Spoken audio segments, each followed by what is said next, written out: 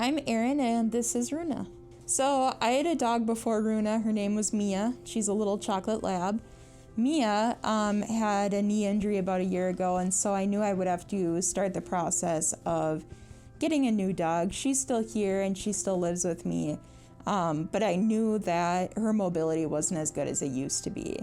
And so it was a really hard decision to start getting a new dog, but I knew it would be the best for both Mia and me for what I need and what she needs as far as recovery. Right now we're kind of in the transition of Mia and Runa kind of understanding their roles in life right now. And so it's been kind of tough, for Mia to go from the working dog for 10 years to kind of becoming just a dog. And so that's been kind of tough for her, but we've been working really hard with both the dogs to understand that Runa's now the working dog and that Mia is now the chill, relaxed dog at home. Like 2 or 3 years before I had received Mia, I acquired my injury, and so then I became a wheelchair user. And so when you're newly injured, your life has changed dramatically. You don't know how life is supposed to be. You don't know how you're supposed to, go around in the world and do things or get things done. And so I know when I get a service dog, I feel like the world kind of opened back up again. And so in that way, it was more like, people see, my disability, which is fine, but they also see the dog. They also see I interact with the dog, and they see that I can do more in life than most people might perceive with a disability. And so they see me going to school. They saw me graduating high school. They saw me graduating college with a degree. They see me, now moving into the workforce. And now I have Runa to kind of bring me into that journey of, getting a full-time job and, going into that path. And so before a service dog, it almost felt like, here I am. I all of a sudden have to use a wheelchair and I'm not really sure where we go from here. We're getting a dog now. Was more like there's things to look forward to. There's things to be motivated by, and people see that now. So the time that Runa and I have spent together, she's a very calm dog most of the time.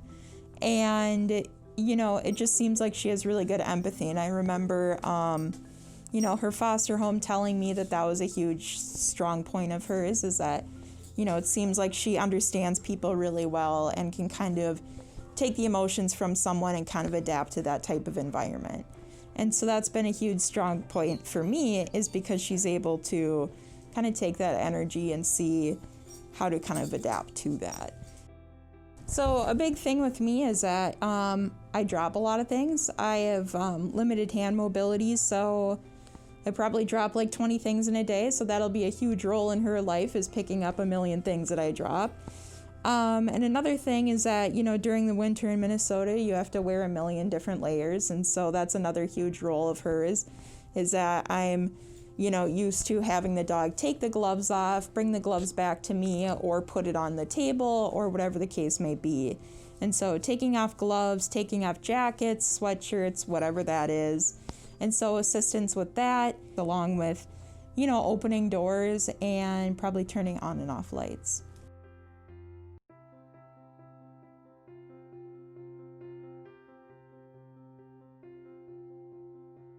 I'm Signe McKee, and I trained Runa for the first approximate year of her training. Runa was always a really kind and loving dog who had a way of being able to kind of sense how individuals in our household were always feeling and what they were doing. She was very sensitive, but also really smart. So I knew from the get-go, what the day we brought her home, that she was a very smart dog and was definitely going to be going places. Runa, with her heart-shaped nose, has always been like the thing since she was a puppy.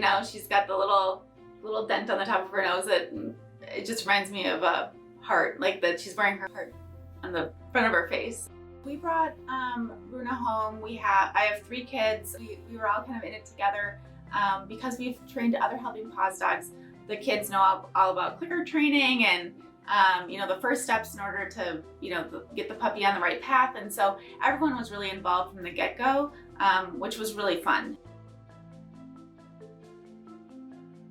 Hi, I'm Lou Finnegan, and this is my foster dog, Devani. I'm a volunteer foster home with Helping Paws, and Devani will be my 2.5 dog. Belle and I were a demonstration team for many, many years, and I had Runa for a year after her first foster home. Signe did a fabulous job for the first year of Runa's life, and then Runa just recently graduated. Runa was an old soul in a golden retriever body. She is so mellow, it's really easy to work for hours at a time with her because she was so mellow, yet always ready to hop to whatever I needed her to do. I think it's a wonderful match. I was actually really excited that it worked out the way that it did.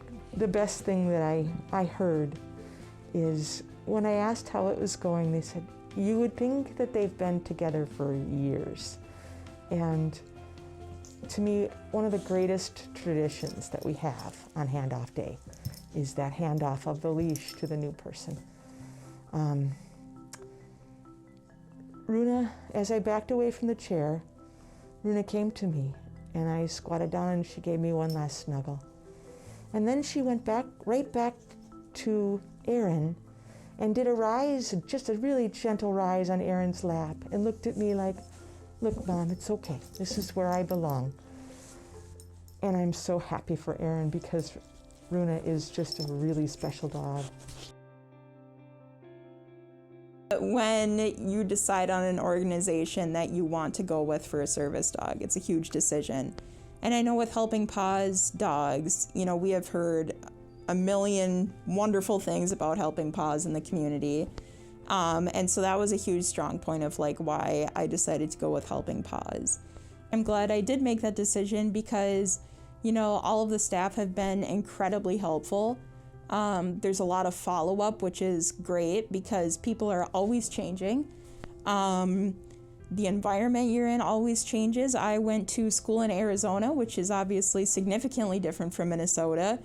And, the staff was there to guide me along the way, moving into a dorm, moving into an apartment, throughout those 4 years.